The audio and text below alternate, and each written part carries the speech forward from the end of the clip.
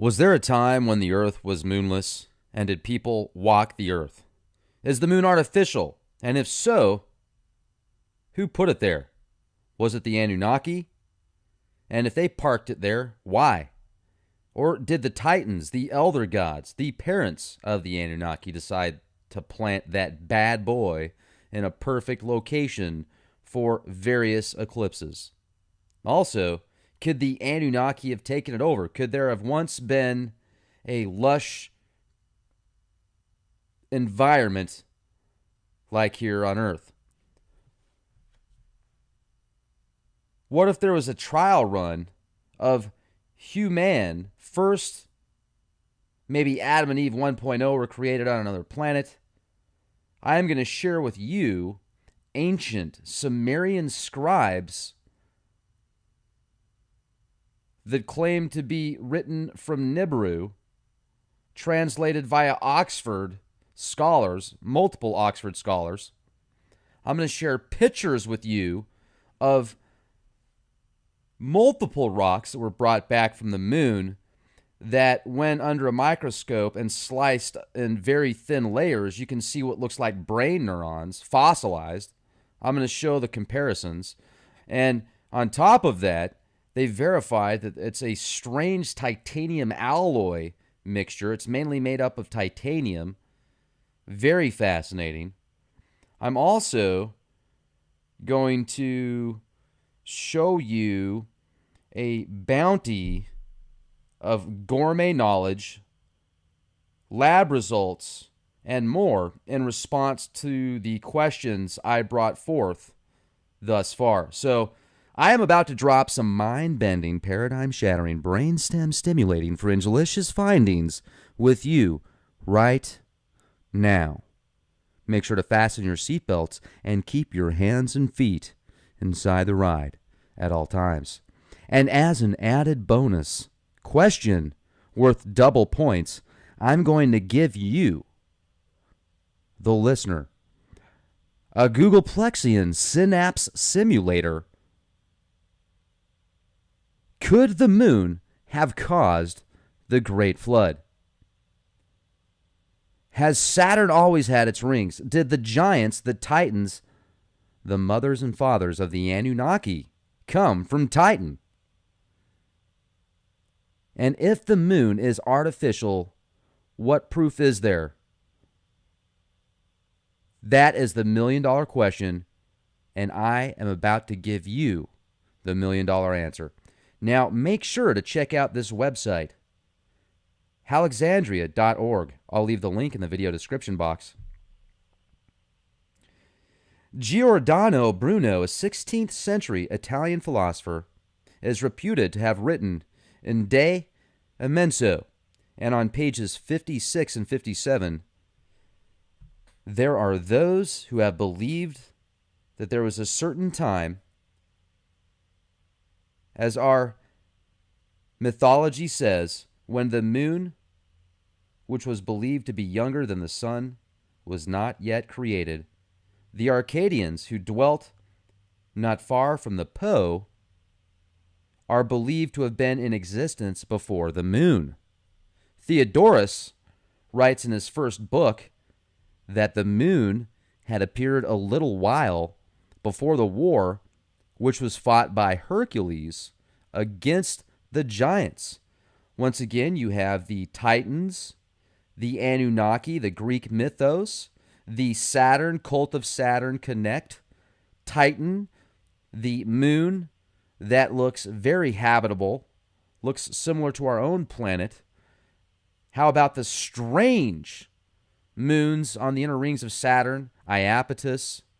How about Mimas? How about the new one that is called Pan? It's not new, but it's newer to many people because it hasn't been talked about much. That thing looks like a giant face. Seriously, like a face and a plate. A face on a plate. But Aristochus, Dionysius, Chalcedonius are the first to talk in their works that are confirming the same. And this is ancient information. So I shouldn't say the first, but some of the first reference points that we have access to now. There's also Gnostius that said the Arcadians were born before the moon, so they were called Proselenian, meaning before the moon.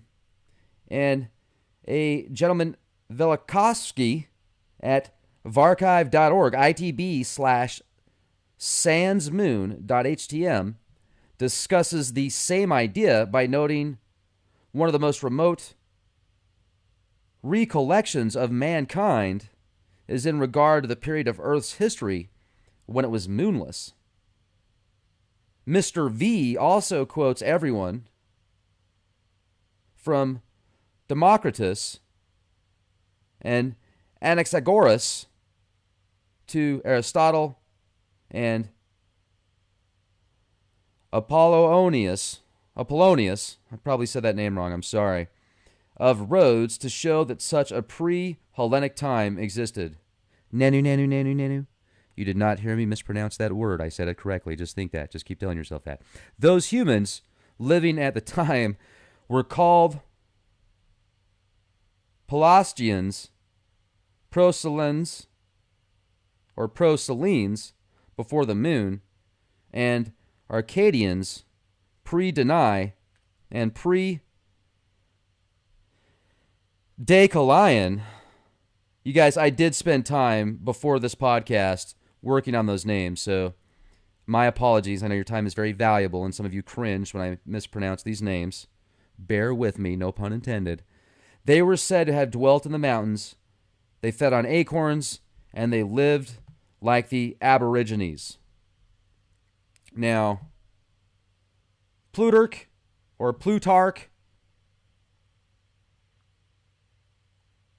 Hippolytus, Censorinus, and a doubting Lucian wrote of pre-lunar people, as did Ovid, who said that the Arcadians possessed their land before the birth of Jove, and that they are older than the moon. And then there's memories and oral traditions of a moonless Earth. Various Native American tribes throughout Colombia, America, the Americas. And they talk about the earliest times when the moon was not yet in the heavens. Now, what about the Anunnaki /Nibiru /moon connection? Well, I have an article that I'm going to share with you in a minute that says translated from Nibiru, and this is via multiple Oxford scholars. I'll share that with you here in a moment. Now, also I think of the Anunnaki being referenced to oftentimes as the Watchers. If you've seen The Truman Show, the moon in The Truman Show is where the entire studio is set up. The Watchers keeping an eye over their, what they feel is their creation, but it really isn't. It's the manipulation of the creation. And there's a lot of really good parallels in that film. Also, what about the perfect location that the moon is, if you think about it, to keep an eye on the manipulation of creation? Once again, think about that. I mean, they're in a place that people think it's just natural to be there. It could be a perfect place to just spy on us strategically and also be a kind of like a staging point. If you're going to leave some supplies there and stuff, and if you're a long way from home, well, you've got a remote location similar to what our military does here on planet Earth. Hawaii is an example, Guam, these islands in the middle of nowhere, yet we've got a huge military force there and presence. And, some people think we've never been to the moon because most of the video footage and pictures that we've seen, many of the pictures we've seen, most of the video footage, I'd say, at least from NASA, that shows the moon is fake. And I still think that we've been to the moon. And I think when we went there, we discovered things that were so old, ancient, above and beyond technologies that we had at that time and probably still have, even though there's probably been, most of that stuff's probably been reverse engineered. Think of that is my opinion, why they didn't spend, at least publicly, any more money and time going back to the moon after a certain point. Or at least even bragging about it. They probably have some stuff out there now that we don't know about in conjunction with the Anunnaki already being there. Or maybe not. Maybe it's just an Anunnaki base. I would say that makes the most sense to me, and I'll tell you why. Because of all the literature and scriptures and petroglyphs, hieroglyphs, etc., all the evidence that I've been able to compile, it would make the most sense to me that the moon, if it is artificial, is a remote location for the Anunnaki. And even if it isn't artificial, I would say that it's a great remote location for the Anunnaki. And maybe they've turned it into a remote location to keep an eye on us once again. And let me give you some other points of reference and strong conversation points to the possibility of why I feel it could be a false planet, not an artificial planet. But before I do, here is the death of Gilgamesh. And once again, you can see this. I'll leave the link in the video description box. This was translated by various Oxford scholars, and this talks about a version from Nibiru, the death of Gilgamesh. And there's various articles that are talked about being versions from Nibiru. So if Nibiru is off planet, and obviously Enki and Enlil, if they came from Nibiru, then they came to Earth, and they manipulated us here. Well, maybe the first Adam and Eve 1.0 were actually made and formulated on Nibiru. So a version from Nibiru. It doesn't say a version about Nibiru. It's a version from Nibiru. So does this mean, hey, and if I'm wrong, so be it. Just tell me about it. If not, though, if they're talking about their home planet and what happened there, then I would say that makes more sense, the possibility that Adam and Eve 1.0, the first ones, came from their home planet, and then they were transferred here. So definitely check out this website, and then go to the Sumerian. If you type in Sumerian Oxford or Sumeria Oxford translations, this website should come up. I'll leave the link in the video description box. This is an image of one of the rocks that was brought back from the moon, this titanium alloy that looks like these strange, now once again, I could be wrong, this could be a stretch, but doesn't it look like brain neurons? And here, let's go look at another image here. Well, this one's pulling up. You can see the rocks here, and it'll show you the minerals that they're made of, and that they mainly are made up of, and it's titanium. The majority of these things are titanium. So imagine how much titanium is on the moon. There's a whole bunch of rocks. It's not just one. I mean, it's dozens, could be hundreds. And of course, my internet has to freeze up as we are having this conversation, even though I'm not doing a live show. It's funny how my internet freezes up when I start getting into some good conversations. Here we go. Okay. Look at this. Look at all this weird stuff inside of these rocks. I mean, what is that? And then here is an image of a neuron, of a brain neuron, the architecture of it. And then look at the outline of this picture here, which is from one of these rocks brought back from the moon. And it looks awfully similar. So one thing I've speculated before is the moon some type of like, let's go back to lpi.usra.edu, lunar samples. I'll leave links to all this in the video description box once again. Wouldn't it be interesting if the entire shell of the moon was some type of titanium alloy nano biotech that is designed to protect the people inside of it, those that control it? It's like an alarm system of sorts that if somebody tries to break in, well, this stuff will find a way to adapt and infuse into the trespasser or trespassers and cause them utter destruction and annihilation before they can get in to protect those inside.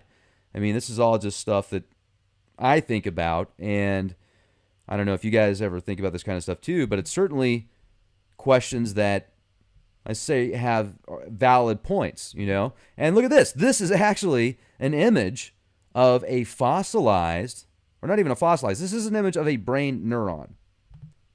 Look at the similarities here. Let's go from here to here to here. Look at that. So, look at that. It's the all-seeing eye right there. Even in a brain neuron, you've got the all-seeing eye just looking at you. And it's got that red ruby eye, too. That's kind of cool, huh? And then look at this. What about the moon ringing like a bell?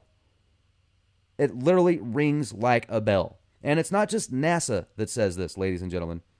Why does the moon ring like a bell unless it's hollow or has a hollow core? And here's something even more intense that could point, and this is another thing that I feel makes it a very solid case to this being an artificial structure and being parked where it is via being driven there, by being piloted there, literally. And you can go to phys.org. Team solves the origin of the moon's Maskins mystery. Now, according to phys.org and the latest scientific data, and I think this is way far-fetched, this is far more far-fetched than the answer that I have, is, or the theory that I have, they're saying that because of huge craters and enormous impacts that cause these Maskins, these literally gravitational thrusters, to be formed. Yes, free air gravitational acceleration anomalies, that's what it's called, that's what they're called, over the 420 kilometer diameter Freundlich-Sharonov impact basin on the far side of the moon. The color scale ranges, you can see that, but this is an image of it. But here's what's interesting. The large concentrations on the mass lurk on the lunar surface, hidden like coral reefs, yes. An unseen and devastating hazard. These concentrations change the gravity field and can either pull a spacecraft in or push it off course, sealing its fate to a crash on the face of the moon. Now, these were unwelcome discoveries in '68 because they changed the orbit of oncoming craft. I mean, this is fascinating. Really think about that. You think that's caused by giant craters or by enormous impacts? I mean, come on. Timeshare. Just think of timeshare when you think of that. Timeshare for sale. Does the moon sound like a bell? Yes. When something hits it, and that's another thing that's fascinating, is, well, let's go back to these Maskins here. Here's another very interesting image. Look at this.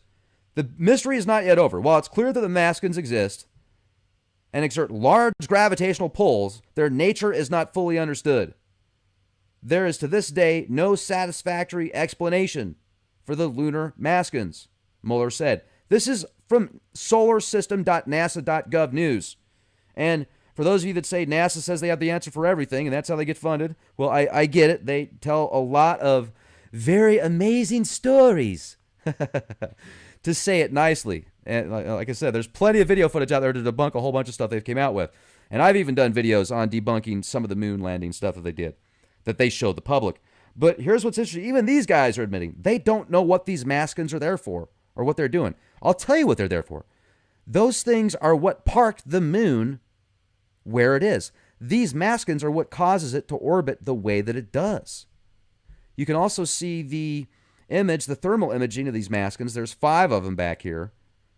And that's what causes this moon to be parked where it is and to have this very strange orbit where it's very difficult to get to the dark side of the moon unless you got a special satellite to send out there. Here's another image of the Maskins. And then let me tell you another interesting anomaly about the moon. When you see these enormous impacts, these huge craters, some of them larger in width than others, much larger diameter, They're all about the same depth.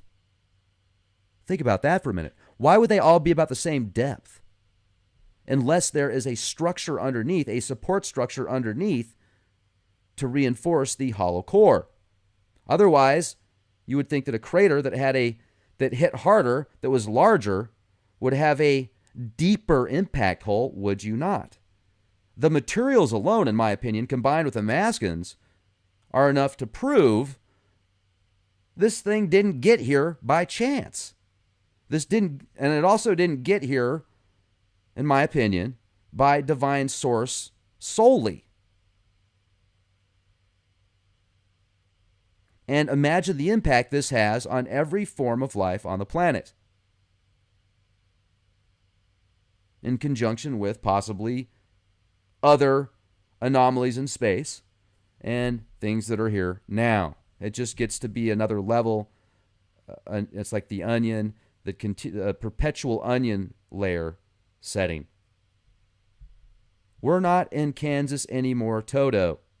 I just shared with you one of many scribes that are thousands of years older than anything in the Holy Bible, that are scribes from scribes, supposedly from Nibiru. It says it right there. And, you can say, oh, Zechariah Sitchin, it's all from him. No, that has nothing to do with Zechariah Sitchin, ladies and gentlemen. And Zechariah Sitchin, here's the interesting thing for those of you that debunk everything he says or say it's all debunking. He's a CIA Freemason, so nothing he says is true. Well, a lot of the stuff that he's came out with, and I haven't even read more than a few pages of one of his books, but from what people are telling me, and from the little bit that I do know about him, from what I've read on the internet, because I have read some of his stuff on the internet, but actual books, I've read less than 100 pages of one of his books. And much of what he has written down about correlates with much of these Oxford scholars that give people, isn't it awesome that these guys have put this on the internet for people to look at and study themselves? I think it's fascinating. So giant mascons, gravitational thrusters, these could literally be, if they've learned how to manipulate time and space from their technologies, then using gravity and frequency in conjunction with other bodies and planets and frequencies would be the best way to move something of this size, of this caliber. And I can also explain how the giant moons, Iapetus and Mimas, which look like Death Stars, literally, were most likely built. The type of technology that they used, similar to what you would see here on a giant greenhouse built with tetrahedron truss technologies. Now, Richard Hoagland, whether you love him or hate him, I think he's got some great information out there. I certainly don't agree with everything he says, but I've had him on the show once before. It was a great interview, one of the most popular interviews of all time on Leak Project. And his research into Iapetus, in my opinion, is second to none. He did the absolute best research on Iapetus, pointing to the Death Star connections. And once I figured that out, I thought to myself, this is just incredible. Because if you look at Iapetus and the fact that it's got a, let's jump into Iapetus for a minute. Heck, I just showed you my reasoning to think that the moon that we're looking at right now, our own moon, Luna, is a artificial Iapetus Death Star moon. Let's go to Iapetus here real quick. I wonder if the internet will let me do it here. If I'm no. Be the ball. All right, so look at this. Moon with a view. So you zoom in here. Okay, this is Iapetus, and for those of you that don't know the details about Iapetus, it orbits the inner rings of Saturn. It's got a 10-mile high, 10-mile wide ridge, you can see it right there in the center, that goes around the entire circumference of the moon. On top of that, it's got this huge blast site right here you can see clearly, which correlates with the blast site of the Return of the Jedi Death Star. That's where they have to rebuild it. And then you can see this incredible anomaly here, which looks like it's six-sided. 1, 2, 3, 4, 5, 6. It's not the circle here, but it's six-sided. And what I've speculated before, folks, is this could be some type of CERN-type technology, this ridge that goes around the entire moon, and then the blasting mechanism would be up here just like in the Death Star. I mean, is that just by chance? Seriously? You guys really think that is just by chance. And then you've obviously got this really cool deal here where you've seen those over a billion-year-old artifacts that came from mines in South Africa, gold mines in South Africa that are over a billion years old that look like Death Stars too. And I mean, just incredible possibilities. But, you know, I mean, just if you really think about it, and then you wake up one day and you never really think, oh man, I wonder if the moon's artificial. I wonder if it's fake. I mean, I just wake up thinking that kind of stuff. Well, here's the bizarre thing. I do, but most people don't. And maybe some of you do here on Leak Project. I'm sure some of you do. But what does that mean? So what's next? Let's say you guys all agree with me, or let's say 90% of you agree with me on this, and I've given you enough evidence to say, yeah, there's no question the moon is a crazy anomaly, and it is most likely artificial.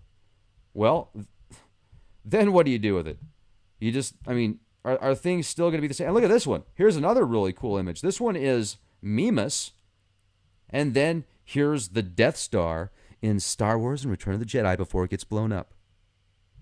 And do you really think, I mean, look at that huge crater right there, okay, of Mimas. That just huge freaking crater. And then in the center of the crater, and this looks like an 8-pointed star. Or not, I'm sorry, not 8-pointed star. This looks like an 8-pointed shape here. A hexagon. Or is that an octagon? An octagon. And then in the center of the octagon, you've got this huge ridge bump. Looks like a enormous mountain protruding in the center of that. I mean, is that normal after a huge crater impact? That's totally normal, right? No, that's not normal. And then look at these. And I get the electric universe theory, and I think there's a lot of valid points in that theory on many aspects. Don't get me wrong. Wal Thornhill is awesome. I love that guy. He's amazing. And I need to get him back on the show because the electric universe, in my opinion, has many answers that the other model of the universe does not, that many scholars and scientists look at. So I still don't agree with him on everything. I don't think this was made by an electric universe. I think this was made by very intelligent beings that know what they're doing. And they're probably the same ones that came to Earth and manipulated people and made people half goat, half human, half bird, half donkey, 1/3 goat, 1/3 kangaroo, 1/3 elephant. I mean, come on. Is this natural, guys, really? Look at the crater impacts, like the ones there on the top. You see that? That looks like a 6-sided shape, 6 or 8-sided shape, which means very well could be that tetrahedron truss type technology. Let me show you this right here. Tetrahedron truss greenhouse.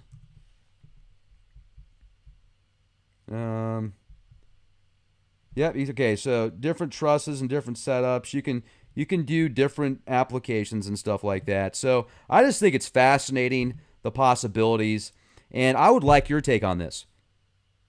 Did the Anunnaki park the moon for a bird's eye view of their manipulation of creation? And I want to let you know also, if you go to leakproject.com, a lot of people say, Rex, I don't get all the updates on your shows that you do on your podcast, so I have to manually check. If you go to leakproject.com, you can actually sign up for free and get access to all the podcasts that are on YouTube. And plus, there's a really cool comment section. You can leave different comments here as well. People that are very in tune to specific topics without being... There are not nearly as many trolls that leave negative comments. So it's a lot more beneficial for people that want to shift through that and just want to look at the positive aspects and possibilities. And also, there's a premium section on the website for exclusive members, for premium members. This is exclusive, that you can download, and you can also download the rest of the podcast ad-free. You can listen via stream, and your contributions, $10 a month or $50 for the whole year, greatly help Leak Project and will help this project grow. And I'm hoping for here within the next 6 months, having a mobile studio that I can travel the country extensively and have equipment to present drone footage, to present better camera, footage, better film, and also talk to guests sometimes live and on scene instead of just doing it on Skype or on Zoom, actually talking to people in person. I think that'll add a lot to the shows as well. So, it's expensive to be on the road. And I was thinking, what are some ways that I could come up with some monies to come up with this so I could share it with the world and share it with people that are followers of Leak Project and the cause. And when I say the cause, I look at the cause of Leak Project as being, it's a group effort. It's for freedom. It's for balance. It's for peace. It's for win-win situations. It's for knowledge. It's for thinking outside the box. It's for creating our own opportunities in conjunction with what's available and helping people wake up to their own fullest potential, which will help other people out in return as a byproduct, as a side effect. It will help people. How beautiful is that? And literally being the change you want to see, being the change I want to see, and imagine what it's going to be like 10 years from now, 5 years from now, heck, even 6 months from now. What is it going to be like tomorrow? What is it going to be like 100 years from now, 100,000 years from now, 1,000,000,000 years from now? What's wrong with thinking that far in the future? Because if you really get to that level where you start thinking outside of the box, what is it going to be like 50 years from now, 20 years from now, for your family, for your future generations, for your kids, for your parents, for your friends, for your friends' parents, for your, for everybody. At some level, we're in this together unless this whole Agent Smith thing is, think about that for a minute. What if Agent Smith is really true and certain people are just, even though they look real, they do real things and everybody else sees them as real, functioning, blah, going out, being like walking zombies most of the time and just being a part of the system. And then you keep trying to unplug them, Once you unplug them, they just poof, they disappear. They're like, they were never real in the first place. You ever wonder stuff like that? I'm just kidding you. But it's definitely far out to think about the possibilities. And certainly, I feel everybody listening right now is as real as it gets. And you guys keep me on my toes and keep me real. And I appreciate that. So question everything and be the change. Oh, wait. Yeah, that's what I was going to say. If you own a business, I almost lost track here. I was divagating from the subject at hand for a minute because I was getting excited about other things. I tend to do that. And if you guys can keep up with me, you're amazing. And I know you can. If I can keep up with you, that makes me even more amazing that I can keep up with you. But where was I going with this? If you own a business or if you have, a service company or something that would be a good fit for Leak Project and the listeners of Leak Project, if you want to work out something to where you buy Leak Project a drone and then I can help promote your business, or you help with a trip for a specific story and then I can promote your business on that trip. And if you have like a business or a service that you mentioned to me that I don't feel would be a good fit, then I'll let you know right off the bat, because there are going to be certain things that I don't think would be a good fit for Leak Project, and you probably know that anyway if you've got a business, but certainly keep that in mind, because not only is Leak Project reaching over 100,000 views a day right now, it's growing very fast, and the views are just skyrocketing. So I think it'd be a good way to get new products and new services out there. I had a guest on the show a while back that is a CEO of a specific company that creates these products that filter out air.